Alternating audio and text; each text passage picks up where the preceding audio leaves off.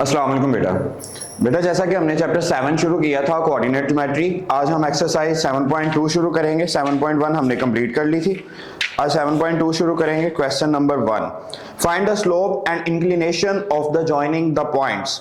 हमारे पास आज का टॉपिक है इंक्लिनेशन और स्लोप। इंक्लिनेशन क्या है, फर्स्ट ऑफ ऑल हम इसे डिस्कस करते हैं। इंक्लिनेशन बेसिकली एक नॉन हॉरिजॉन्टल लाइन होती है जो पॉजिटिव एक्स एक्सिस के साथ कुछ एंगल क्रिएट करती है। वो एंगल अल्फा जो है वो बेसिकली इंक्लिनेशन कहलाता है। मसलन ये एक्स पॉजिटिव एक्स एक्सिस है, इसके साथ ये जो non horizontal straight line L है ये एंगल क्रिएट कर रही है। ये एंगल क्या है, एंगल अल्फा। ये जो एंगल अल्फा है बेसिकली ये इंक्लिनेशन कहलाता है। इसको फाइंड करने का फार्मूला हमारे पास m equal to tan alpha, tan theta alpha. अब बेसिकली ये नॉन हॉरिजॉन्टल सरफेस लाइन है, अगर ये हॉरिजॉन्टल हो तो फिर ये इंक्लिनेशन नहीं होगी। इसकी कंडीशन ये है कि ये जो इसका जो एंगल है वो बेसिकली ग्रेटर देन 0 हो, alpha is greater than 0 and less than from 180 degree. Alpha is greater than 0 and less than from 180 degree. तो ये इंक्लिनेशन होगी। अब है स्लोप। स्लोप क्या है बेसिकली, स्लोप जो है ये वेरिएशन है एक डिपेंडेंट क्वांटिटी और इनडिपेंडेंट क्वांटिटी के दरमियान रेशो जो है वो स्लोप कहलाती है। मसलन ये एक्स एक्सिस है और ये वाई एक्सिस है। अगर हमने स्लोप लाइन फाइंड करनी है तो इन दोनों के दरमियान जो रेट ऑफ चेंज है वो बेसिकली स्लोप कहलाएगा। स्लोप इक्वल होती है m के, और ये बेसिकली क्या है, change of alpha change in y divided by change in x। इन दोनों के दरमियान जो रेशियो है वो बेसिकली हमारी स्लोप कहलाती है। यानी कि डेल्टा y और डेल्टा x के दरमियान जो चेंज है वो स्लोप कहलाती है। अब डेल्टा y क्या होता है, delta y basically y2 minus y1 है, और x डेल्टा x जो है वो x2 माइनस x1 है। तो हमारे पास स्लोप फाइंड करने का फार्मूला है y2 minus y1 divided by x2 minus x1। Basically एक रेट ऑफ चेंज है जो डेल्टा y और डेल्टा x के दरमियान है, वही चेंज जो है वो बेसिकली स्लोप कहलाता है। और इंक्लिनेशन क्या है, एक नॉन हॉरिजॉन्टल सरफेस लाइन जिसका पॉजिटिव एक्स एक्सिस के साथ कोई एंगल क्रिएट करे और वो एंगल जो है वो 0 से बड़ा हो और 180 डिग्री से छोटा हो, वो इंक्लिनेशन कहलाती है। अब हमारे पास ये पॉइंट है, फर्स्ट पॉइंट, इसको हम सॉल्व करेंगे। क्वेश्चन नंबर 1 का पार्ट फर्स्ट है जिसके दो कोऑर्डिनेट पॉइंट्स उसने दिए हुए हैं, उन दोनों के दरमियान हमने स्लोप और इंक्लिनेशन फाइंड करनी है। फर्स्ट पॉइंट है -2 and 4 और सेकंड पॉइंट है हमारे पास बेटा 5 and 11। ये जो -2 और 5 है ये दोनों पॉइंट्स का x है और ये जो है ये दोनों पॉइंट्स का y है। जो पॉइंट हमारे पास पहले होता है उसके कोऑर्डिनेट्स जो होते हैं वो x1 और y1 है, जो दूसरा पॉइंट होता है उसके कोऑर्डिनेट्स जो हैं x2 और y2 है। अब हमने इन दोनों के दरमियान पहले तो अपनी इंक्लिनेशन फाइंड करनी है और फिर हमने स्लोप लाइन फाइंड करनी है। तो स्लोप लाइन बेसिकली पहले हम स्लोप लाइन फाइंड करेंगे फिर हम इंक्लिनेशन फाइंड कर पाएंगे। अगर हमारे पास स्लोप लाइन की वैल्यू होगी तभी हम इंक्लिनेशन सॉल्व कर सकते हैं, क्योंकि इसमें m इक्वल है tan अल्फा के, और m क्या है, m बेसिकली स्लोप लाइन है। अगर हमारे पास स्लोप लाइन होगी तो फिर हम इंक्लिनेशन फाइंड कर पाएंगे। अगर हमारे पास स्लोप लाइन नहीं है तो हम इंक्लिनेशन फाइंड आउट नहीं कर सकते। लेट सॉल्व करते हैं क्वेश्चन को। लेट स्लोप लाइन इक्वल है m के, और m हमने फाइंड करना है, और इंक्लिनेशन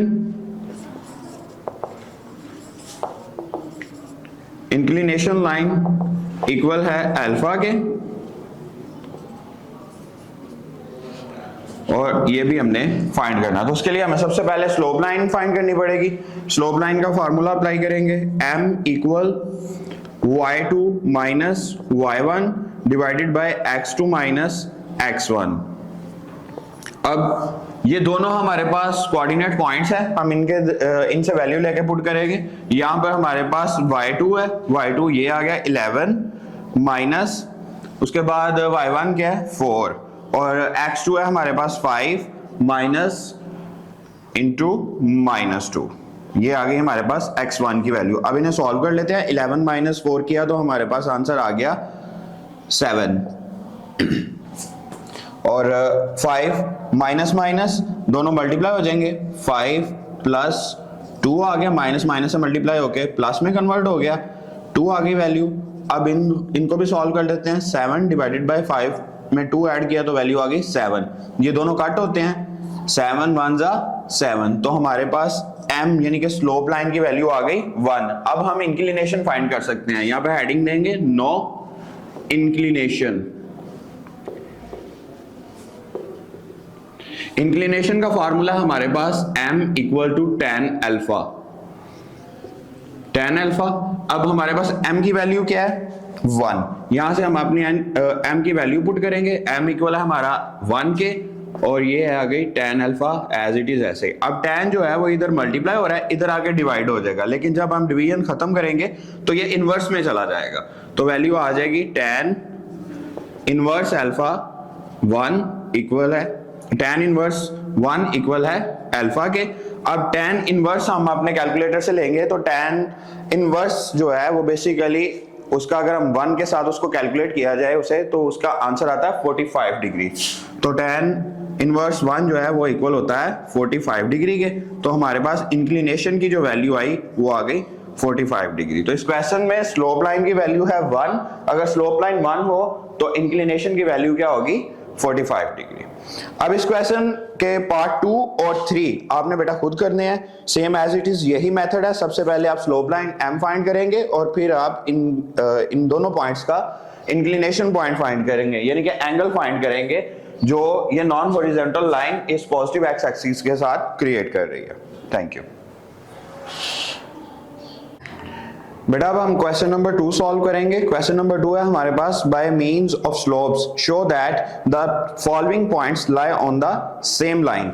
हमारे पास ये पॉइंट्स हैं, हमने बताना है कि ये तीनों पॉइंट्स जो है ये एक ही लाइन के ऊपर लाई कर रहे हैं या नहीं।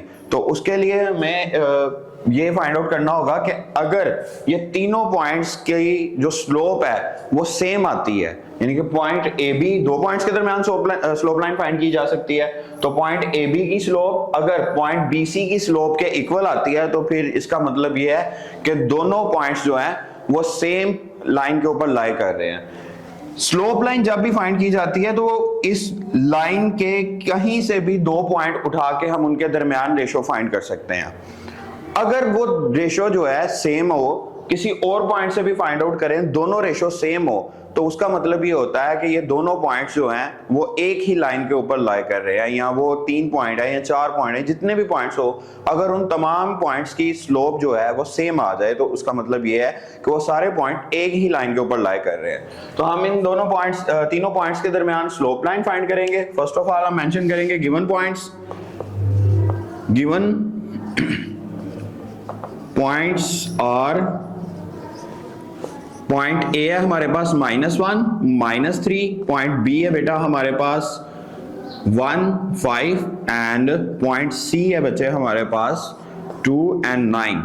अब हमने इन तीनों पॉइंट्स के दरमियान स्लोप लाइन फाइंड करनी है। तो स्लोप लाइन जो है वो बेसिकली इक्वल होती है, लास्ट टाइम भी हमने डिस्कस किया है प्रीवियस क्वेश्चन में, कि स्लोप लाइन m इक्वल होती है x2 y2 minus y1 divided by x2 minus x1, यानी कि delta y divided by delta x। Delta y और डेल्टा x के दरमियान जो रेशो होगी वो स्लोप लाइन कहलाएगी।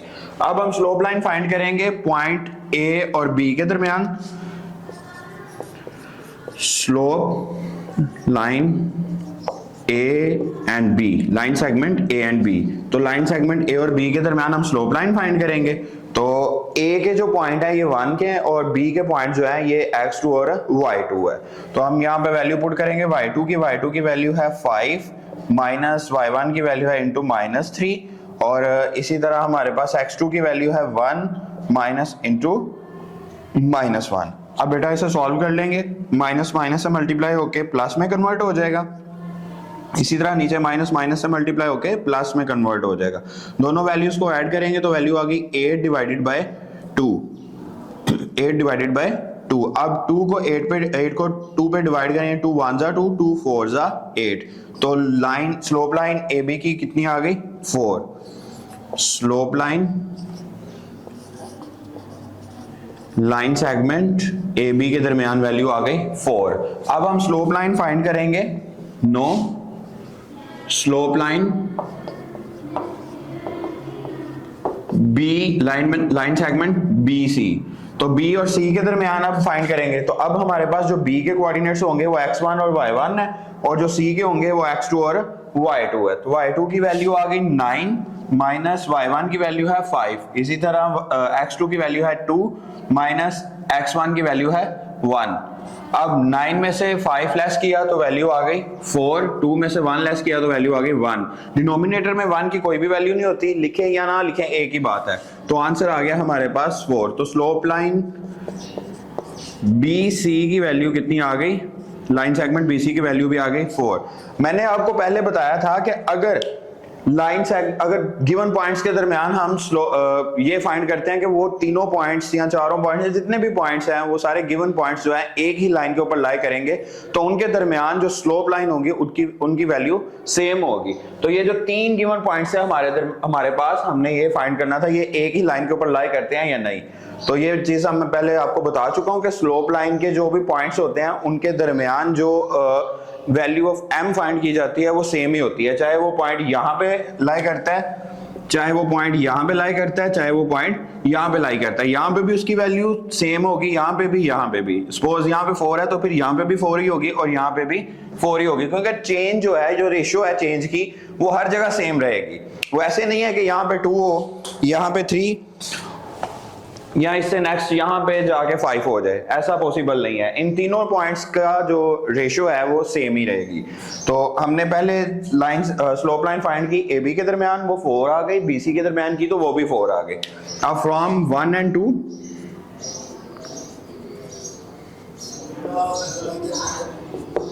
1 and 2, तो ये बचे हमारे पास 1 है और ये हमारे पास 2 है। तो जैसा कि मैं आपको पहले भी बता चुका हूं कि ये फाइंड सेम पॉइंट्स के ऊपर लाई करती है या नहीं, तो ये फाइंड करने के लिए हमारे पास फॉर्मूला होगा कि स्लोप ए बी इक्वल होगी स्लोप बी सी के। तो ए बी की वैल्यू कितनी है 4, जो कि इक्वल है किसके, बी सी के। दोनों पॉइंट्स की वैल्यू सेम है, तो इसका मतलब ये है कि ये तीनों पॉइंट्स जो है वो एक ही लाइन के ऊपर लाई कर रहे हैं। तो हम नीचे मेंशन करेंगे द गिवन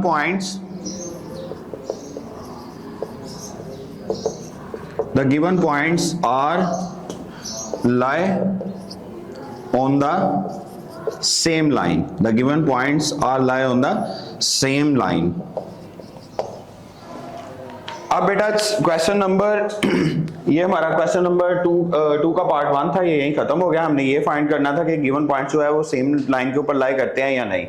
तो हमने दोनों की स्लोप फाइंड की। स्लोप फाइंड करने के बाद हमने देखा कि दोनों पॉइंट्स जो है एक दूसरे के इक्वल हैं, दोनों की स्लोप एक दूसरे के इक्वल है। तो इसका मतलब है कि ये तीनों पॉइंट्स जो है वो एक ही लाइन के ऊपर लाई करते हैं। अब इस क्वेश्चन के रिमेनिंग पार्ट्स 2, 3 और 4 ये आपने खुद करने हैं, सेम पैटर्न है।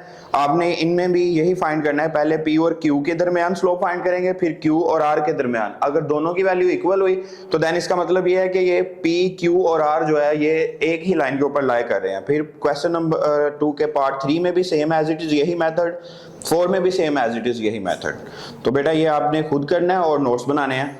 थैंक यू, जज़ाकल्लाह।